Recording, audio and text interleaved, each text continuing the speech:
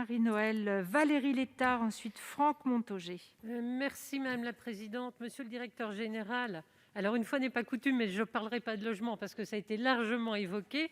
Et aujourd'hui, monsieur le directeur général, je vais vous interroger sur l'accompagnement par la filiale de la Caisse des dépôts, la Banque des territoires, du canal Seine-Nord.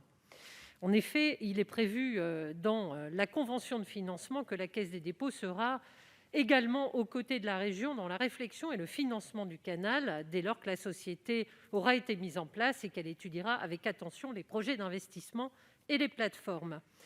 Et dans ce cadre, vous le savez, le financement du canal Seine-Nord, qui s'élève à 5,1 milliards, a un plan de financement qui est réparti entre 1 milliard de contributions de l'État via l'AFITF, 1 milliard des collectivités, à gros traits, 2 milliards de l'Union européenne et 841 d'une contribution d'équilibre. Sur la partie des collectivités, sous forme de subventions ou par des emprunts levés via la Société du Canal. La région des Hauts-de-France et les départements concernés, ils sont 4, s'orientent, comme le prévoit la Convention, vers le financement par la société via un ou plusieurs emprunts de leur contribution. Dans ce cadre, la société organise en lien étroit avec les collectivités une consultation bancaire pour une enveloppe de 60 millions d'euros sur une durée de 20 ans en février dernier.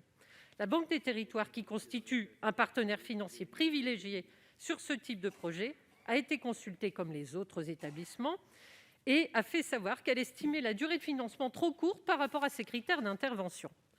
On ne peut que regretter l'absence de la participation de la Banque des territoires au financement de ce projet d'infrastructure, pourtant majeur pour cet unique motif technique, et on ne peut qu'espérer une participation de la Banque des territoires aux consultations à venir, monsieur le directeur général.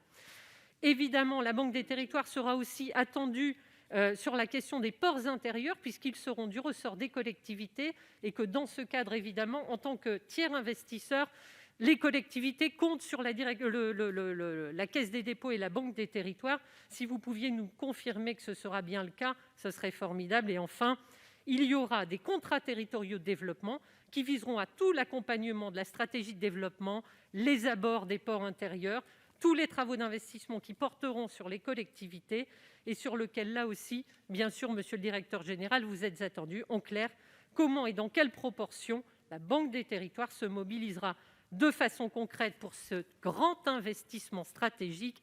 Monsieur le directeur, nous attendons avec attention la façon dont vous pourrez le faire et être véritablement au rendez-vous. Je vous remercie. Merci Valérie.